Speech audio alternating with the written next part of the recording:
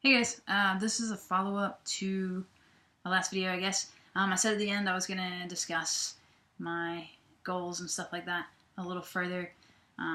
So this is my video to do that. I'm trying to keep my videos short because, I don't know, I guess I have a really short attention span and I can never make it through those like 15, 20-minute videos that a lot of people have.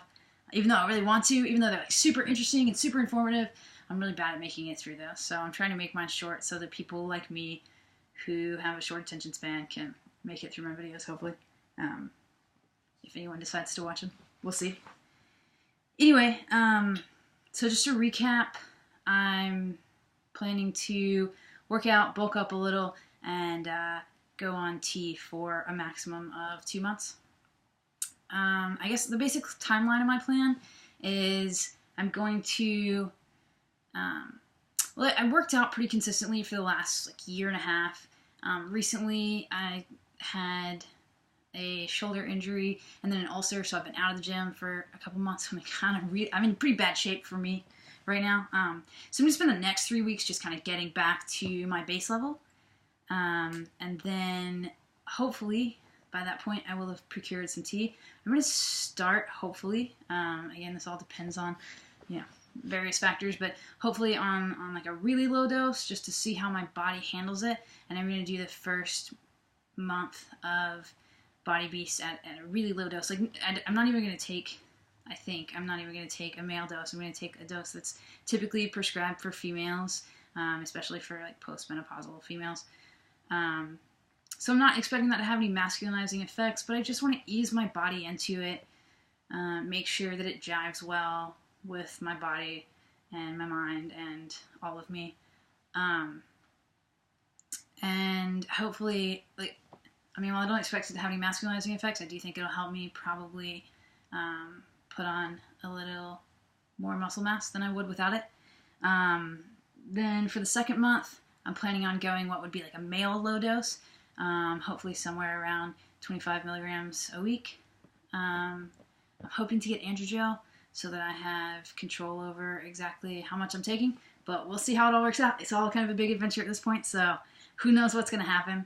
And then I'm hoping that at the end of that month, I'm basically going to do a check-in at the end of that month and see if I've gotten the effects that I wanted out of it. If not, I might continue it for a couple more weeks or even another month, because like I said, 2 months on a male dose is my max. I'm cutting myself off there, basically. But I'm thinking at the end of the month, I've watched a lot of people's videos that are on low doses of androgel, and usually around a month to 6 weeks, they've hit that place I want to be. So I'm thinking that's where I'll probably taper off or stop altogether. I haven't looked too much into which is better. And then I'm going to continue the third month of Body Beast, which I think is mostly like leaning up because you bulk a lot in the first 2 months, and then see where I'm at. I know that it takes time for some of the effects of tea to wear off, and a lot of the like masculinization that I get, I'm gonna lose. Totally aware of all that. But I'm not trying to pass as male, so I'm not too worried about what I'll lose. I'm just kind of interested to see what I'll gain. So my goals are, like I said before, to have a deeper voice. I'd like my regular voice to be in where my lower register is now. I don't really want a male voice. I just want a voice that's a little more indistinguishable, just slightly more. I want to pack on more muscle. Right now I'm at 132 and I'm like a little out of shape, like a little more of that's fat and less of that's muscle than I normally am, because I've been sitting on the couch for a couple months. So I'd like to get back to a body fat percentage that to me looks good on my frame and more masculine. And I'm hoping to get up to like 140 by the end of all this, when it's all said and done, after the cut during the third month. I'm hoping to finish out around 140. That'd be like an 8-pound gain. But it'd really be more like a 10-pound muscle gain. We'll see if that's possible, and it's a lot to gain in 3 months. We'll see what I can do. Ideally, I would love to have a slightly more masculine jawline, but I know that 1 to 2 months, I'm not going to get that. And I also know that that's something from watching like detransitioning videos. I know that's something that people tend to lose pretty fast. So in an ideal world, I'd love to have that, but I'm pretty happy, and I'm not expecting that. What I don't want is I don't want my voice to drop so low that that it's makes me seem male to everyone. I don't want to be read as male, 100% of the time. I don't want to pass. So I'm hoping my voice won't drop that low. I'm going to be monitoring it pretty closely to make sure it doesn't. And I don't want facial hair. I mean, I already have. Like, you can't see it because this video is not good enough.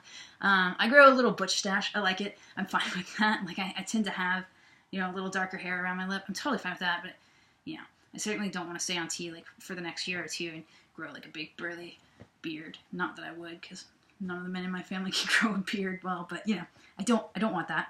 And a couple of my fears, I have some fears that, some people seem to have kind of emotional outbursts when they're starting T, and I love my wife a lot. I don't want to, like, be a jerk to her, take things out on her that I shouldn't. So I'm hoping that she will hold me accountable and help me to monitor that and realize when I'm maybe just reacting hormonally instead of rationally and with love towards her. So that's one of my fears. My other fear is that so many people seem to partially transition and then get off T and then be like, oh, you know what? I'm going back on. Like, I definitely want to be male now. And I think that partially that's because some people maybe identify as male or pretty much identify as male, but they're not too sure that they want to fully transition, so they start out partially transitioning and they're like, yeah, this is what I want, this is me, this fits. So I'm thinking, or I guess I'm hoping that that's the reason people do it, because I really don't identify as male, but I'm worried that the reason people do it is because being on T gives them more energy, makes them feel good, and getting off of it, you lose that, and maybe it has some addictive quality in that sense.